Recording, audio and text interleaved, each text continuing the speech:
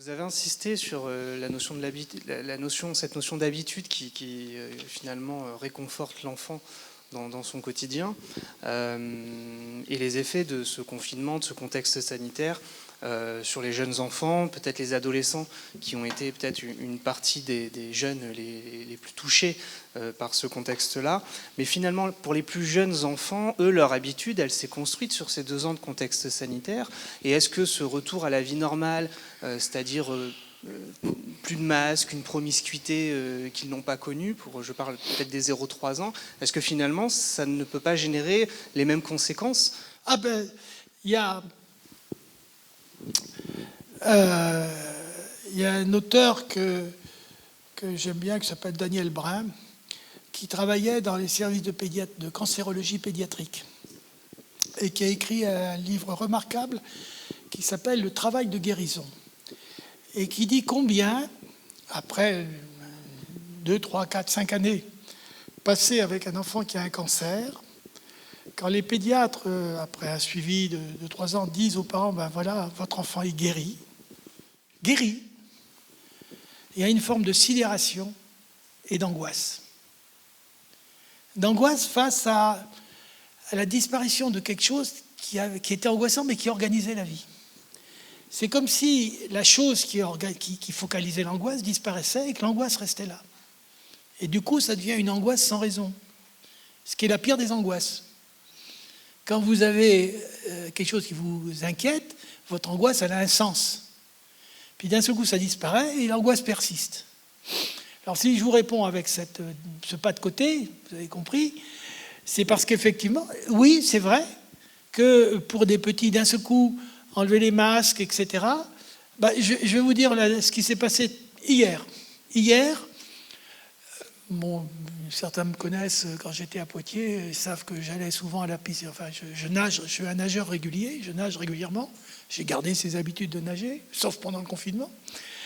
Et j'étais à la piscine, j'attendais l'ouverture de la piscine, et il y avait 3 classes qui sont sorties. 3 classes, des petits, par un rang. Ça devait être des enfants, des CP probablement, peut-être même une grande section de CP certainement, puis un CE1 ou un CE2, puis un CM1 qui était plus grand.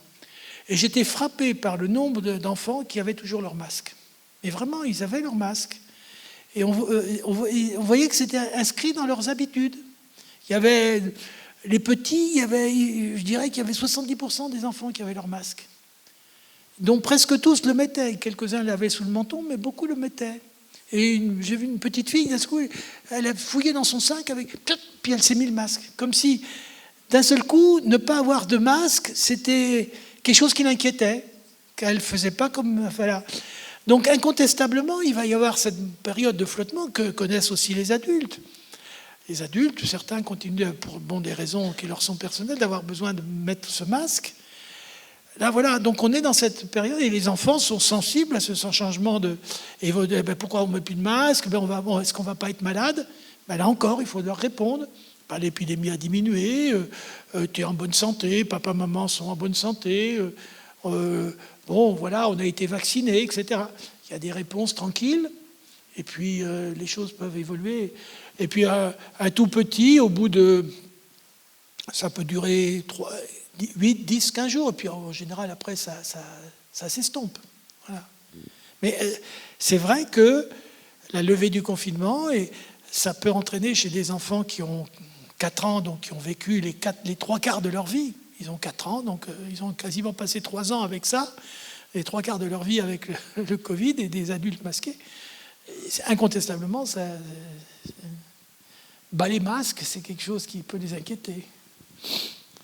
D'autres remarques? Allez-y, laissez-vous aller. Compte tenu de mes cheveux blancs, je demanderais si les grands-parents peuvent avoir un rôle spécifique et comment ils peuvent être porteurs d'espoir.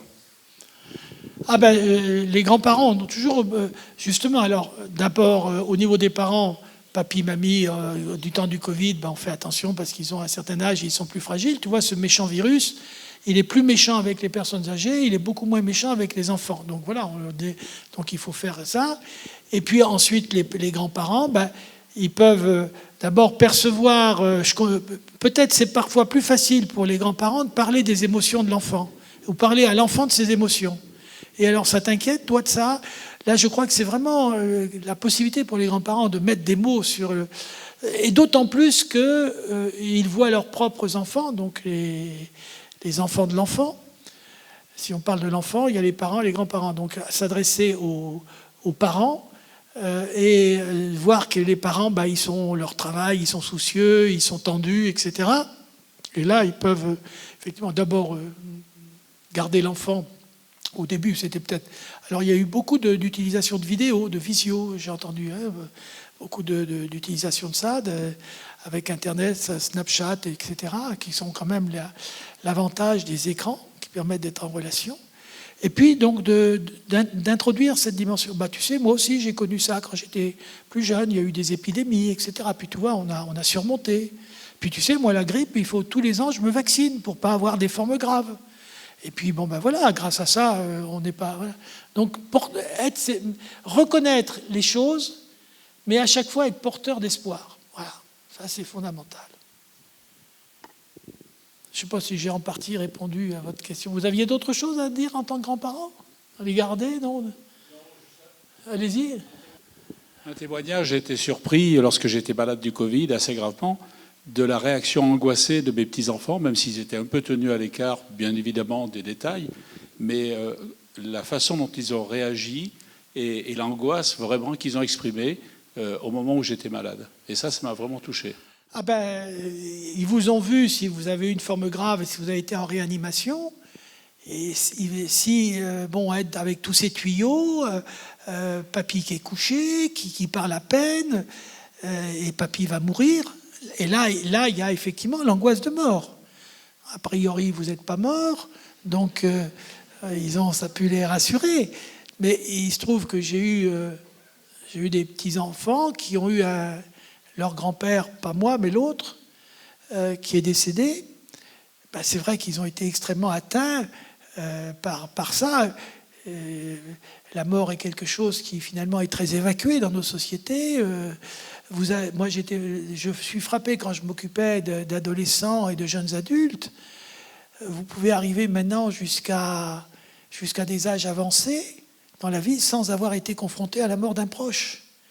Donc c'est comme si pour des enfants de 10, 12 ans, 15 ans, on était éternel d'une certaine manière. Et d'un seul coup, une maladie grave vient que la vie n'est pas éternelle. Et là, il y a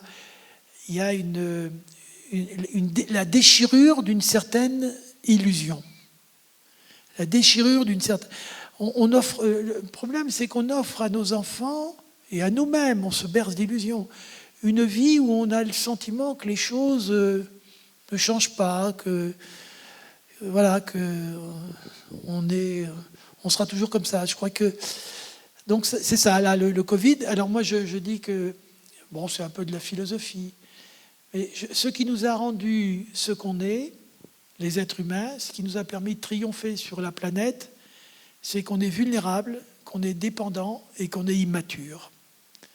C'est parce qu'on était immature qu'on a eu besoin d'apprendre plein de choses. C'est parce qu'on est dépendants les uns des autres qu'on a eu besoin de constituer une société et de compter les uns sur les autres.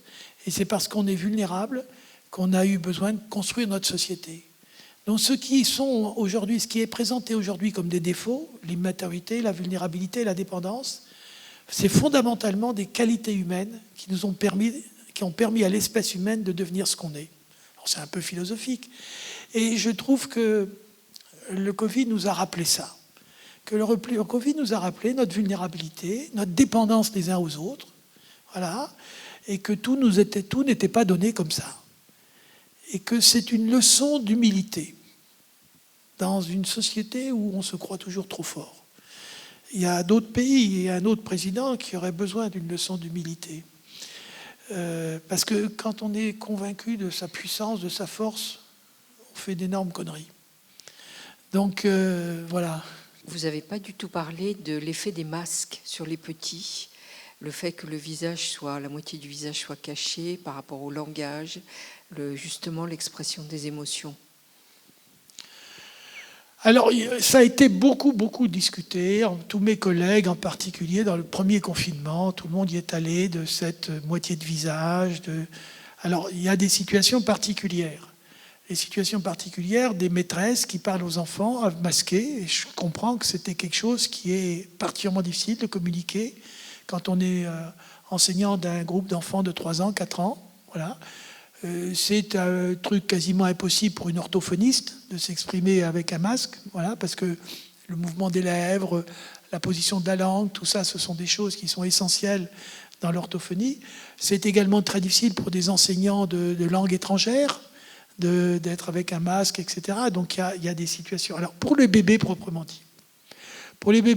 dit, franchement, ils voyaient d'abord aujourd'hui, on voit quand même pas de bébés, il n'y a pas d'autistes supplémentaires depuis 3 ans. Il n'y a pas eu un bond des autistes comme ça. On n'a pas multiplié, même si ça a tendance à augmenter de manière inconsidérée l'autisme.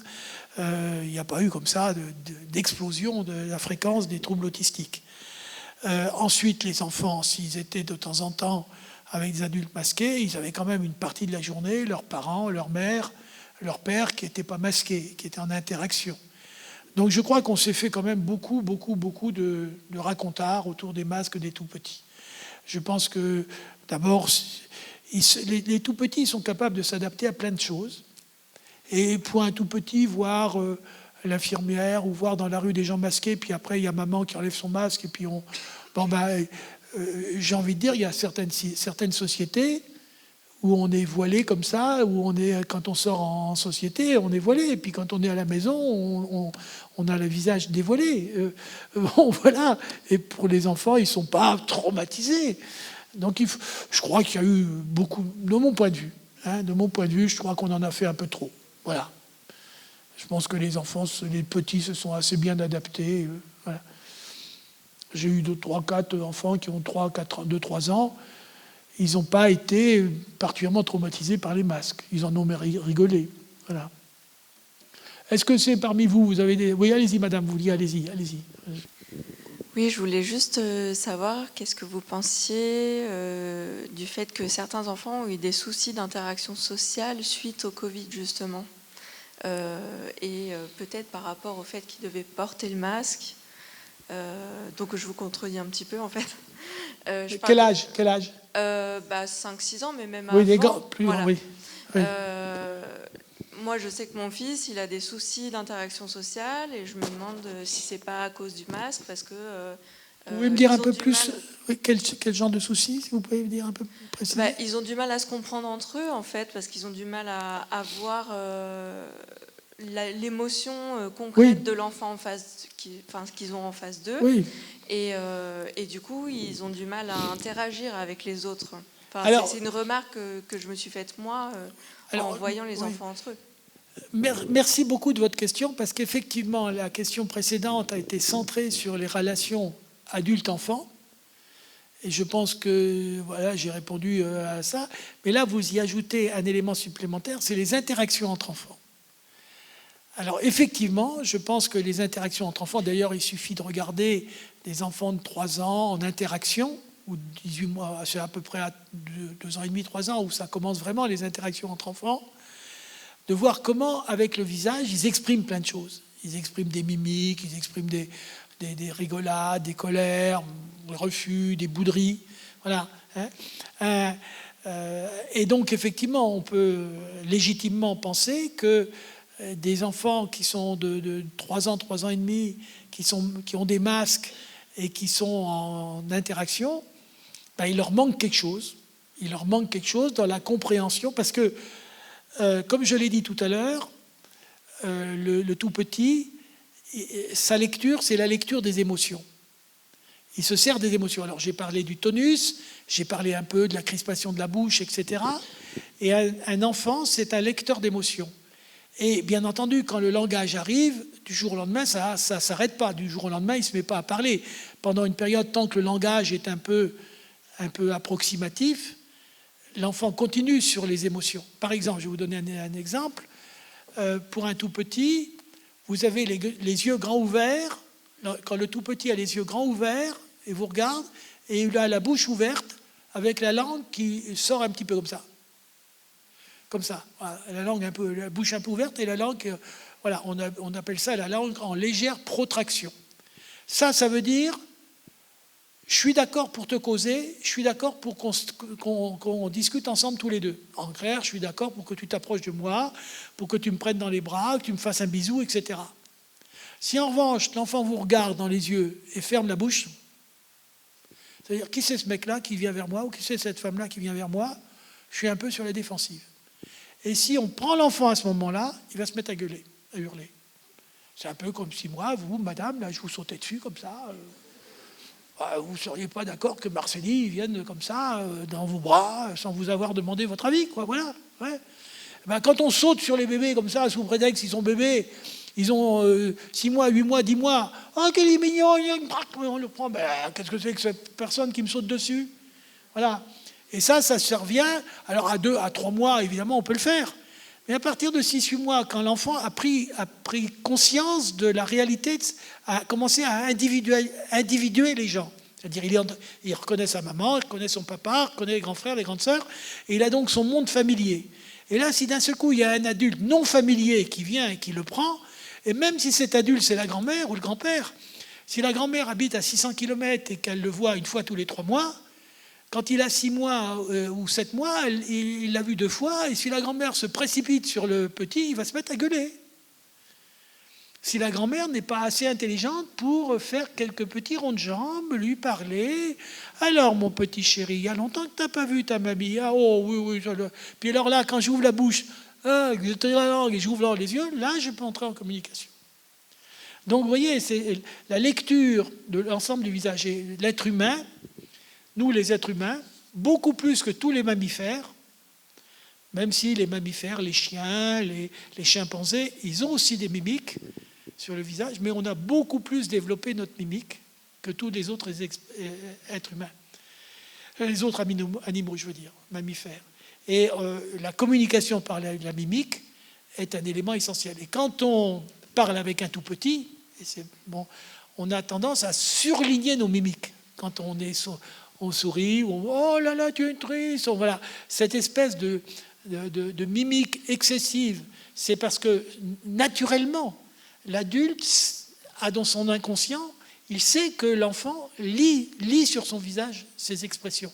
Et que les expressions, c'est comme un surlignement du langage qu'on tient. Vous savez, avec les stabilos, quand on surligne quelque chose, eh bien, nos émotions, quand on parle à l'enfant, c'est comme si on surlignait notre langage. Ce qui lui permet de comprendre notre langage. Donc effectivement, le masque, si le masque avec les petits était porté 24 heures sur 24 par tous les adultes autour de lui, je pense qu'incontestablement, ça entraînerait des perturbations dans la communication. Mais comme ce n'est pas le cas, voilà. Mais entre enfants, je suis d'accord avec vous. Alors peut-être que l'intelligence, c'est pour ça, c'est de leur, à certains moments, de leur dire, vous pouvez enlever votre masque. Moi, je considère aujourd'hui que des enfants, vu que un enfant bien portant, j'insiste, bien portant, qui n'a pas de pathologie particulière, que voilà, les Covid a priori sont quand même pas des formes dramatiques sur les enfants, et que le rationnel qui justifie les masques entre enfants est quand même assez faible aujourd'hui, voilà. Alors, en France, effectivement, les enfants sont des vecteurs de Covid potentiel pour les adultes. C'est ce qui se passe en ce moment. Voilà. Alors, de ce point de vue-là, effectivement, quand ils sont en interaction avec les grands-parents ou avec des personnes vulnérables, leur dire porter un masque. Mais quand ils sont entre eux, moi, je ne vois pas, là, je pense que c'est... Voilà. Et je pense qu'il faut assez rapidement leur dire, vous n'êtes plus obligé de porter votre masque quand vous jouez ensemble. Parce que là, c'est vraiment entraver quelque chose de leur capacité de communiquer. Je suis d'accord avec vous. Vous êtes inquiète à l'idée qu'ils ne portent pas de masque, votre enfant, avec les autres enfants? Non, ce qui est inquiétant en tant que parent, c'est le fait qu'on ait eu des enfants qui, à chaque fois qu'ils étaient en interaction sociale avec les autres à l'école, ils se retrouvaient toujours masqués.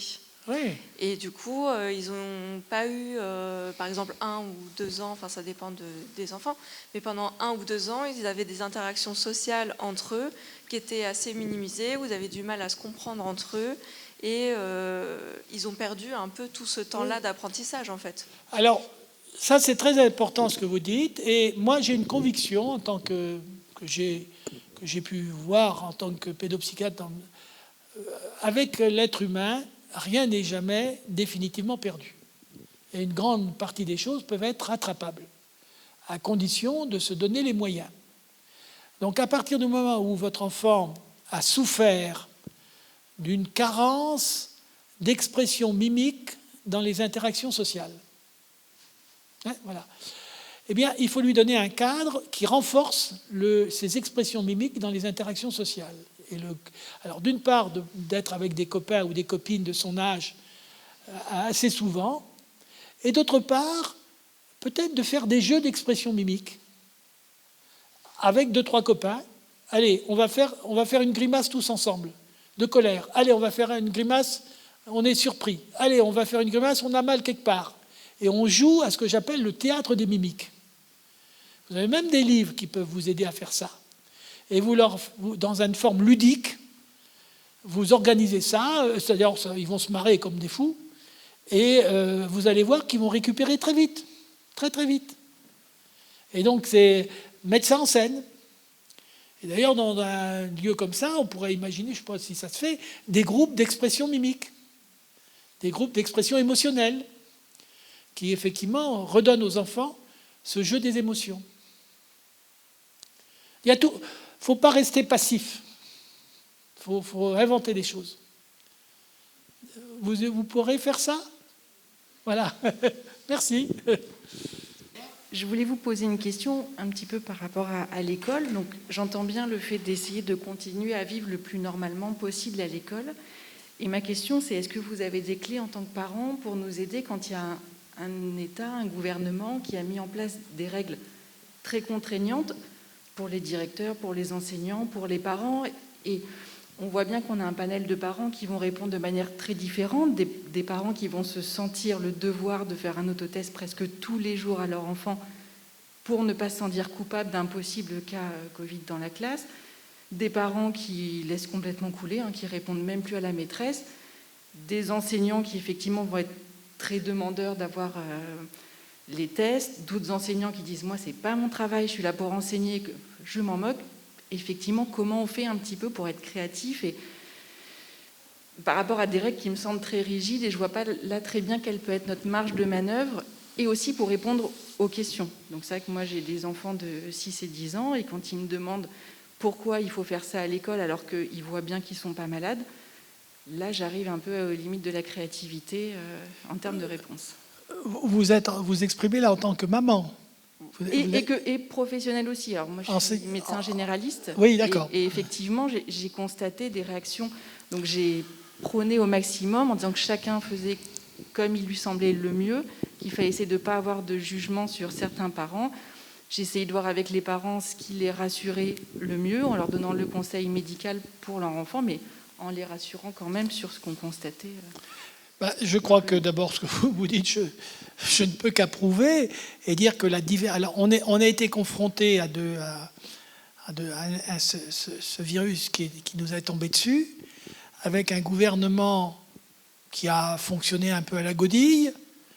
La grosse erreur qu'il a fait au début, c'est de commencer à nous dire que les masques, ça ne servait à rien pour 1 mois et demi plus tard, nous dire qu'il fallait mettre des masques. Donc ça a entraîné une perte de confiance et une perte de légitimité de la parole gouvernementale absolument dramatique.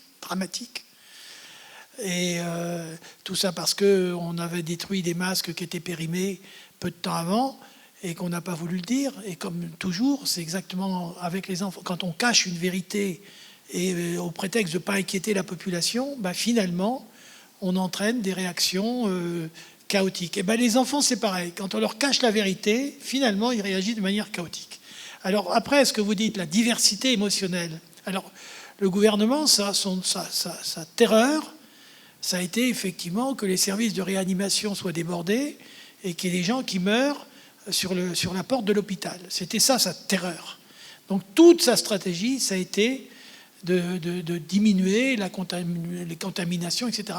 Et comme toujours, ils ont fait ça à la hache, de manière massive, sans s'occuper des variations individuelles, qui sont extrêmement importantes. Donc cette dimension qui nous est tombée dessus, massive, elle a existé incontestablement. Incontestablement, elle est quand même un peu moins massive que, par exemple, en Chine, où vous avez je ne sais plus combien, 300 cas ou 3000 cas de Covid dans une ville de 13 millions d'habitants, et 13 millions d'habitants sont enfermés chez eux.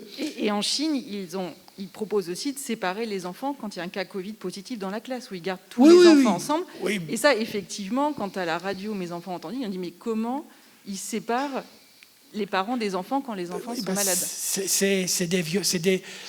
Le concept de liberté, le concept de respect de la liberté de chacun est un concept qui, dans certains pays, n'existe pas. Donc ici, il a fallu faire... j'ai une petite fille qui est en Norvège et qui me dit en Norvège, avoir des passes sanitaires, c'était impensable. Les Norvégiens sont attachés à une forme de liberté, d'indépendance, d'autonomie, et devoir rendre compte et montrer un pass sanitaire, c'était une atteinte à la liberté individuelle qui était impensable et qui n'a jamais été faite. Donc chaque pays, on a une forme de tolérance, et à l'intérieur de chaque pays, chacun a des formes de tolérance diverses. Alors la grande difficulté, c'est que les enseignants ont dû s'adapter à cette diversité. Vous, médecins, vous avez dû accepter face à tout le monde la diversité. Voilà, bon, moi je pense que ça s'est pas trop mal passé, là aussi. Je pense qu'on a collectivement surmonté ça, avec un respect quand même, un respect minimum des différences individuelles. Puis au niveau de l'école, alors c'est vrai que les directives, je comprends les enseignants. Les J+2, qui n'ont aucun sens, je leur disais, arrêtez pas votre journée pour aller chercher un autotest, si c'est fait demain, c'est pas grave.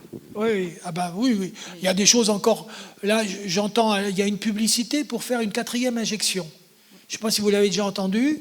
Alors, selon que vous avez tel âge, selon que vous avez telle maladie, selon que vous avez telle chose, selon que vous avez tel machin, à la fin, on ne sait même plus ce que... On y perd son latin. Hein, voilà. Donc, c'est compliqué. Voilà. Derrière, vous... puisque j'étais avec le médecin, excusez-moi, encore une... Vous, dans votre... sans nommer de personne, évidemment, dans votre clientèle, est-ce que vous avez eu des enfants et des situations tout à fait dramatiques, d'enfants victimes de sévices ou d'enfants qui ont régressé? Alors, moi, ça fait 10 ans que je suis installée. J'avais jamais eu d'enfant de primaire qui m'avait dit qu'il voulait se suicider avant le confinement. Et j'avais jamais vu de troubles exceptionnels compulsifs avec des enfants que j'ai vu commencer à tourner en rond dans le cabinet et à sauter en début de primaire. Je les avais toujours vus plus grands.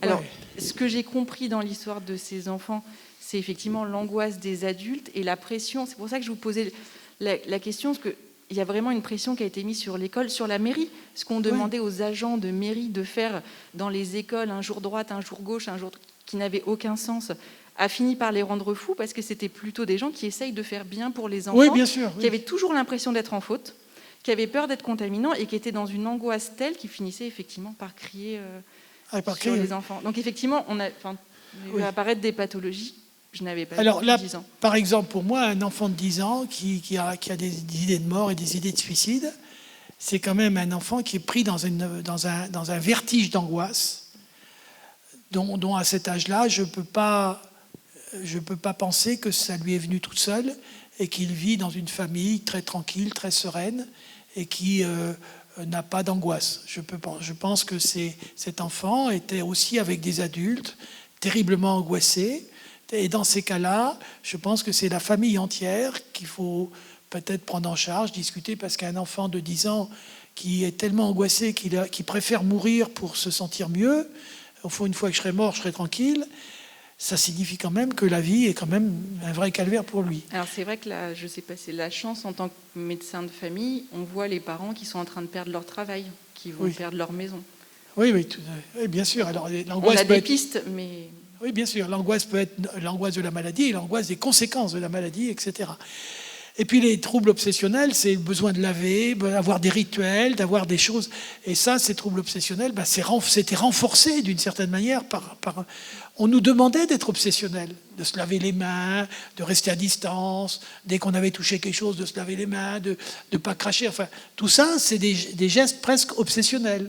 Et évidemment, en plus, quand ils travaillaient, je pense quelqu'un qui travaillait dans les cuisines ou dans les réfectoires à deux scolaires, c'est un truc, ça devait être un truc de fou. Voilà. Alors, je pense qu'après, ça entraînait des angoisses à la maison qui retentissaient sur les enfants, que les personnes se mettaient à faire à la maison ce qu'elles faisaient au travail et qu'il y avait des contaminations psychologiques. Voilà. Donc, je comprends. Merci de vos remarques.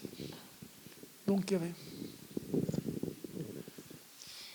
Oui, moi je suis enseignante et quand je suis venue ici ce soir, je m'étais mise dans la tête tout un tas de...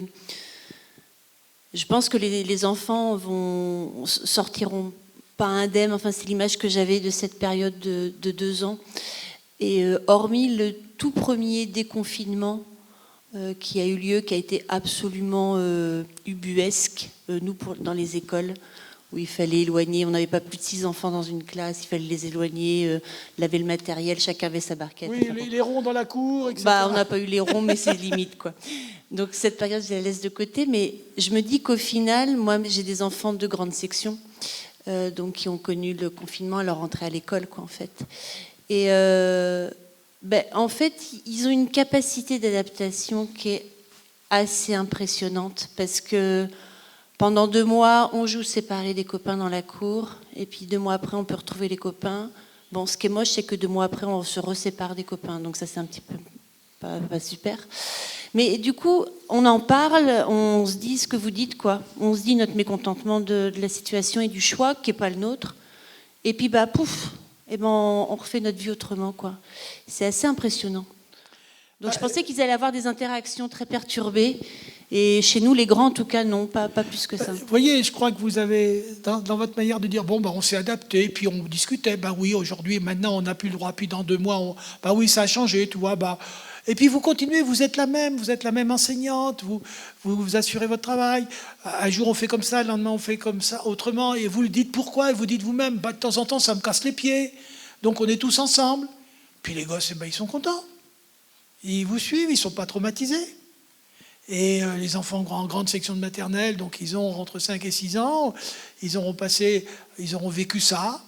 Je pense que quand ils auront 80 ans, ils raconteront à leurs petits-enfants « Hey, tu te rappelles, hein, quand j'étais en 2020, il y a eu le Covid, t'en entends parler, figure-toi que moi... » Voilà, puis ça deviendra un fait de guerre, quoi, voilà. Donc, voilà, il ne faut pas être catastrophique. Alors, ce que j'ai bien aimé, vous dites, je suis venu ici avec plein d'idées dans la tête, et c'est comme si ces idées dans la tête étaient... Comment ? Ah, je suis content. Oui, il faut de la souplesse, surtout avec les petits, surtout. Vous parliez d'adultes fiables au début, et je pense que les grandes sections, en tout cas, ils ont compris que le monde des adultes, c'était très changeant, quoi. Oui. Oui. Donc, malheureusement, il y a peut-être quelque chose qui s'est brisé dans leur image. Il y a une illusion qui s'est... Peut-être. Voilà, effectivement, ils ont peut-être perdu une illusion, mais ils sont peut-être plus adaptés à la réalité du monde. Alors, ceux qui ont beaucoup souffert, quand même, il y en a qui ont beaucoup souffert, c'est les adolescents. Hein. Les adolescents, la sortie du confinement, ça va être douloureux pour eux. Parce qu'ils vivent, ceux qui avaient 12 ans, là, qui ont maintenant 14-15 ans, ils vivent depuis 2 ans toute leur puberté derrière un masque, y compris dans les interactions sociales avec les copains. Je suppose qu'il y en a beaucoup qui ont du mal à enlever le masque pour plein de raisons. Hein, et ils ont perdu beaucoup de relations sociales pendant le confinement. Ils ont perdu le plaisir d'être ensemble. Enfin, les adolescents... Et là, vraiment, il faut soutenir les adolescents dans des activités entre eux, etc., pour leur permettre de retrouver des choses. Parce que je pense qu'ils ont souffert. On ne parle pas des adolescents théoriquement aujourd'hui, mais je pense qu'il ne faut pas les oublier. Bonjour. Bonjour. Alors moi, c'est pas une question, c'est une remarque. Oui, d'ailleurs, je dis des questions, des commentaires, vous pouvez faire. Hein, c'est pas des... Allez-y. Moi, j'ai un fils qui est sensible et très actif. Sensible et très actif. Et le confinement, il l'a plutôt très bien vécu, contre toute attente d'ailleurs. Très calme, très, très posé, très, très bien. Et au déconfinement, justement, il a beaucoup souffert parce qu'il n'avait plus l'habitude du bruit, de l'agitation autour de lui. Le bruit, l'agitation. Et pour lui, c'est vrai que ça a été très difficile. Dès qu'il entendait un camion, dès qu'il entendait des bruits, il se cachait les oreilles, il s'accroupissait. Il était capable de partir d'une maison quand il y avait trop de bruit ou de la musique à fond. Il supportait plus du tout le bruit et l'interaction avec l'autre a été plutôt compliquée en sortie de confinement. Il a fallu beaucoup travailler. Alors, absolument, c'est un commentaire très intéressant parce qu'il y a des enfants qui ont bénéficié de ce confinement, et ils le disent d'ailleurs, y compris des adolescents qui ont trouvé une vie plus calme, plus posée, avec moins d'aller vite, aller moins vite, et peut-être moins de bruit aussi. Moi, personnellement, ce qui m'a frappé la première semaine, comme beaucoup de choses, hein, c'est le silence dans les villes, le silence. On n'était plus habitué à entendre de silence. Au bout de 8-10 jours, on a entendu les oiseaux. On n'entendait plus l'oiseau. Enfin, il y a une espèce voilà. Et donc, la leçon que vous avez reçue de votre fils, c'est que votre fils est un enfant qui est très sensible au bruit et à l'excitation. Et qui souffre probablement, qui a probablement une hyperpathie, c'est-à-dire une hypersensibilité au bruit. Et qu'il est vite désorganisé par l'excès de bruit.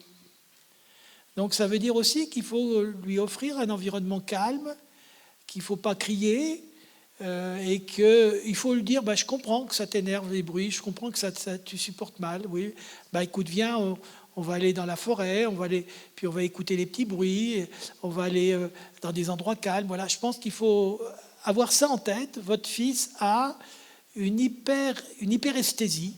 C'est-à-dire, une hyperesthésie centrée sur le bruit et peut-être sur la motricité. Et son agitation peut être l'expression de son malaise. Donc, vous avez appris des choses, et il a appris des choses pour lui, et vous pouvez lui transmettre ce savoir-là, lui dire. Et dans les activités, il faut qu'il trouve des activités calmes, des activités où on ne crie pas trop.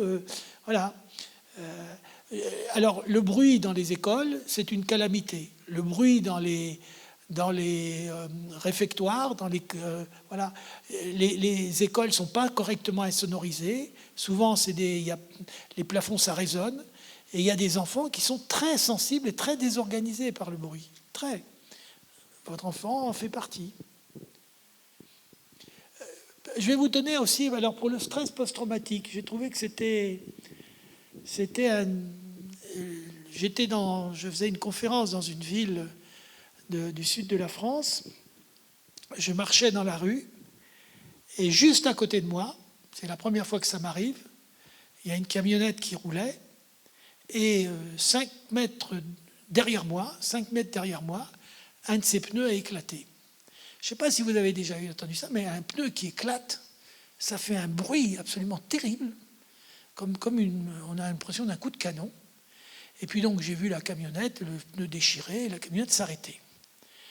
Ce bruit m'a fait sursauter.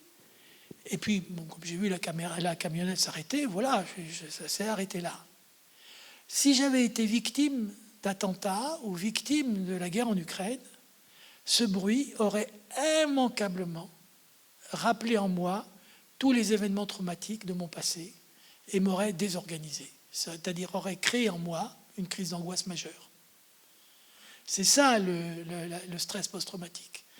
C'est qu'il y a au fond des gens une plaie psychique, une plaie psychologique qui fait que le surgissement soudain de quelque chose, un bruit, une image, une couleur, une musique, une parole, qui vient d'un seul coup réveiller en eux les moments douloureux qu'ils ont vécus, eh bien, c'est comme si les vannes s'ouvraient et que tout se déversait.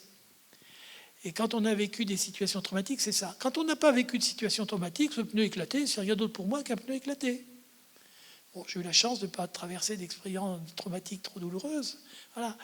Mais si je suis convaincu que si j'avais été exposé à des trucs traumatiques, ce pneu éclaté aurait créé en moi quelque chose de très angoissant. Donc cette sensibilité est très différente des gens en fonction de leur expérience, il faut la comprendre. Voilà. Une dernière question ou un commentaire. J'ai beaucoup aimé les commentaires là, qui n'étaient pas des questions, mais qui étaient des expressions qui nous ont enrichis à travers les remarques qu'on nous a faites. Qu'est-ce qu'on fait? On s'arrête là? On s'arrête là? Eh bien, écoutez, je vous remercie infiniment.